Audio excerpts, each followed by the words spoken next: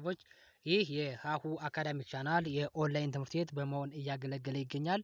በኦንላይን የምናስተምራቸው ትምህርቶች አማርኛ፣ እንግሊዝኛ፣ ሂሳብ እንዲሁም ሌሎችን ትምህርቶች እያስተማር እንገኛለን። በኦንላይን መማር ለምትፈልጉ የቻናል ቤተሰቦች ከታች ባስቀመጥኩላችሁ ስልክ በኢሞ፣ በቴሌግራም እንዲሁም በዋትስአፕ ሀሎ ማለት ይችላሉ ማለት ነው። ቀጥታ ወደ ዛሬ ቪዲዮአችን እንሄዳለን ማለት ነው። የእንግሊዝኛ ተነባቢዎችና አናባቢዎችን በቀላል መንገድ እናያለን ማለት ነው። እነኝን የእንግሊዝኛ ተነባቢዎችና አናባቢዎችን ካወቅን የሰው ስሞችን በቀላሉ ማንበብም መጻፍም በእንግሊዝኛ እንችላለን ማለት ነው። ቀጥታ ወደ ዛሬ ቪዲዮአችን እንሄዳለን። ተከታተሉን።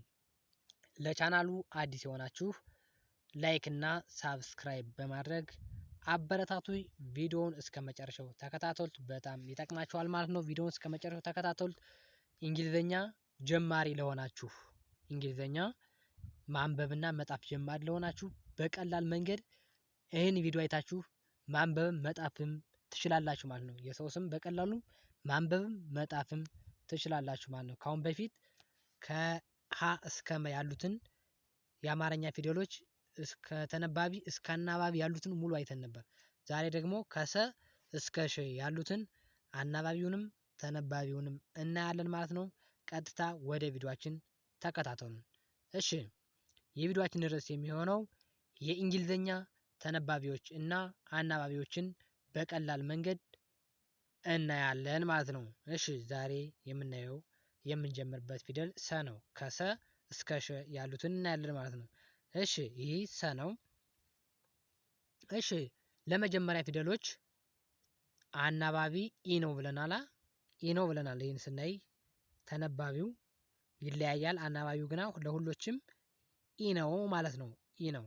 እሺ፣ ለምሳሌ ሰን ኤስ እና ኢን ሰ ብለን እናነባዋለን ማለት ነው። ኤስ እና ኢን ሰ ብለን የምናነባው ይሆናል ማለት ነው። ኤስ እና ኢን እንደ ሰ። ኤስ ለሰ ተነባቢ ሲሆን ኢ ደግሞ ለመጀመሪያ ፊደሎች አናባቢ ነው ማለት ነው። ስለዚህ ኤስ እና ኢን ሰ ብለን እናነባለን ማለት ነው። እሺ፣ ሰ ተብሎ ይነበባል ይሄ ማለት ነው። ስለዚህ ኤስ ከሰ ከመጀመሪያ ፊደል ማለት ነው እስከ ሶ ላሉት ተነባቢ ነው ማለት ነው። ስለዚህ ኤስ ኢን እንደ ሰ እናነባዋለን። ይሄ ደግሞ ሱ ነው። ሱ ደግሞ ኤስ ዩ ዩን ደግሞ እንደ ሱ እናነባዋለን ማለት ነው። ኤስ ዩን ደግሞ እንደ ሱ እናነባዋለን። ምክንያት ዩ ለሁለተኛ ፊደሎች አናባቢ ነው ብለናል ማለት ነው። ኤስ ደግሞ ለሰ ተነባቢ ከሆነ ኤስ ዩ ባንድ ላይ ሱ ተብሎ ይነበባል ማለት ነው። እሺ፣ ይሄ ደግሞ ሶስተኛ ፊደል ነው። ሲ ተብሎ የሚነበብ ሲ ደግሞ ኤስ አይ ማለት ነው። ኤስ ተነባቢ ሲሆን አይ ደግሞ አናባቢ ነው ማለት ነው። ስለዚህ አይ ለሶስተኛ ፊደሎች አናባቢ ከሆነ ኤስ እና አይ በአንድ ላይ ሲ ተብሎ ይነበባል ማለት ነው። ሲ ተብሎ ይነበባል። እሺ፣ ይሄ ደግሞ አራተኛ ፊደል ነው። ኤስ ኤን ደግሞ እንደ ሳ እናነባዋለን። ኤ ለአራተኛ ፊደሎች አናባቢ ነው ብለናል። ስለዚህ ኤስ ደግሞ ተነባቢ ሲሆን ኤስ እና ኤ ሳ ተብሎ ይነበባል ማለት ነው። ኤስ እና ኤ ሳ ተብሎ ይነበባል ማለት ነው። ስለዚህ ይሄ ደግሞ አምስተኛ ፊደል ነዋ። ኤስ ኢ ደግሞ እንደ ሴ ይነበባል። ምክንያቱም ኢ ለአምስተኛና ለመጀመሪያ ፊደሎች እንደ አናባቢ ሆኖ ያገለግላል ብለናል። ቫውል ላይ ስናይ የእንግሊዝኛ አምስቱ ቫውሎች ስናይ ኢ ለአምስተኛና ለመጀመሪያ ፊደሎች እንደ አናባቢ ሆና ታገለግላለች ብለን አንድ ቪዲዮ ሰርተን አይተን ነበር። ስለዚህ ኤስ ኢ እንደ ሴ ይነበባል ማለት ነው። እሺ፣ ይሄ ደግሞ ስ ነው። ስ ደግሞ ስድስተኛ ፊደል ስለሆነ ያለምንም አናባቢ ብቻውን ኤስ ይመጣል ማለት ነው። ኤስ ስ ተብሎ ይነበባል ኤስ ብቻውን።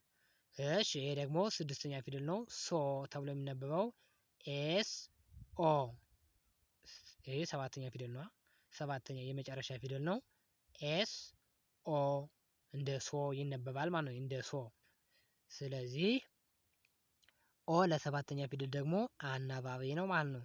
ስለዚህ ኤስኦ ሶ ተብሎ የሚነበብ ይሆናል ማለት ነው። እሺ ይህን ካል ወደሚቀጥለው ንድ። እሺ ረን ደግሞ እንይ። ለረ ደግሞ ተነባቢው ማን ነው? አር ነው። ስለዚህ አር ሌተር ስትመጣ በመጀመሪያ የረ እንደሚመጣ እንትን ማለት አለብን። ለምሳሌ ከረ እስከ ሮ ያሉት ሊሆኑ ይችላሉ። ምክንያቱም አር ተነባቢ ነው። ለረ ከረ ከመጀመሪያው እስከ መጨረሻው እስከ ሰባተኛው ተነባቢ ሲሆን የሚለየው በምንድን ነው? በአናባቢዎች ነው የምንለየው። የመጀመሪያው ይሁን፣ ሁለተኛው ይሁን፣ ሶስተኛው ይሁን፣ አራተኛው ይሁን፣ አምስተኛው ይሁን፣ ስድስተኛው ይሁን፣ ሰባተኛው ይሁን የምንለየው በምን ነው? በአናባቢው ነው። ተነባቢው ግና አር ነው ማለት ነው። አር ለሁሎች ተመሳሳይ ስለሆነ በአናባቢው ነው የምንለየው። ስለዚህ አር ኢን እንደ ረ የምናነብ ይሆናል ማለት እንደ ረ አር ኢን እንደ ረ የምናነብ ይሆናል። እሺ አር ዩ ከሆነ ደግሞ እንደ ሩ እናነባለን ማለት እንደ ሩ። እሺ ይሄ ደግሞ አር አይ። እሺ ይሄን ደግሞ እንደ ሪ እናነባለን። እንደ ሪ ለሶስተኛ ፊደል ስለሆነ ማለት ነው። እሺ ይሄን ካልን ይሄ ደግሞ ራ ነው አይደለ? አራተኛ ፊደል። ስለዚህ አራተኛ ፊደል ከሆነ ደግሞ አር ኤ እንደማን እናነባዋለን? እንደ ራ እናነባዋለን ማለት እንደ ራ እናነባዋለን። አር ኤን እንደ ራ እናነባለን። እሺ ይሄ ደግሞ ሬ ነው አይደለ? አምስተኛ ፊደል። እሺ አር ኢ ኢን ደግሞ እንደ ሬ እናነባለን። እንደ ሬ እናነባዋለን ማለት ነው። አር ኢን እንደ ሬ እናነባዋለን። ስለዚህ ብቻውን ከመጣ ማለት ደግሞ ስድስተኛ ፊደል ነው እንዴ ብለን እንጠራጠራለን። አር ብቻውን መጣች ማለት ር ናት ማለት ነው። ስድስተኛ ፊደል ናት። አር ብቻውን ከመጣ ር ብለን እናነባለን ማለት ነው። ር ብለን እናነባዋለን። አር ብቻውን ከመጣ ር ብለን ነው የምናነብ ማለት ነው። እሺ ኤሳ ይሄ ደግሞ ሰባት ነው አይደል? ሮ አር ኦ ከመጣ አር ኦ ከሆነ ደግሞ የሰባተኛ ፊደል ሮ ነው ማለት ነው። ሮ ብለን የምናነባው ይሄን ሮ ብለን እናነባዋለን። እሺ ይሄን ካልን ደግሞ ወደ እዚህ ደግሞ ወደ ሰ እንሄዳለን። ይሄ ደግሞ ይሄኛው ማለት ነው። ይሄ ከዚህኛው ጋር ተመሳሳይ ነው።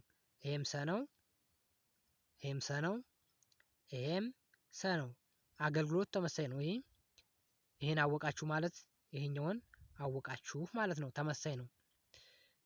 እሺ ስለዚህ ይሄን ደግሞ ኤስኢ ለሰ ተነባቢው ከሰ እስከ መጨረሻው ድረስ ኤስ ነው።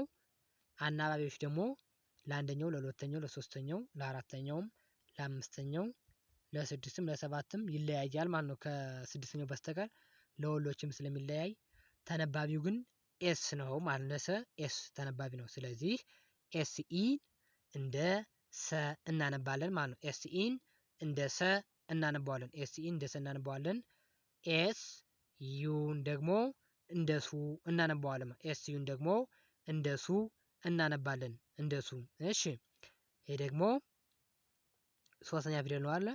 ኤስ አይ ነው። ኤስ አይን ደግሞ እንደ ሲ እናነባዋለን። እንደ ሲ ኤስ አይን እንደ ሲ እናነባለን። ይሄ ደግሞ አራተኛ ፊደል ነው። ኤስኤ ነው አይደለ? ኤስኤን ደግሞ እንደ ሳ እናነባዋለን። እንደ ሳ ኤስኤን እንደ ሳ። ምክንያቱም ኤስ ተነባቢ ሲሆን ኤ ደግሞ ለአራተኛ ፊደሎች አናባቢ ነው ብለናል።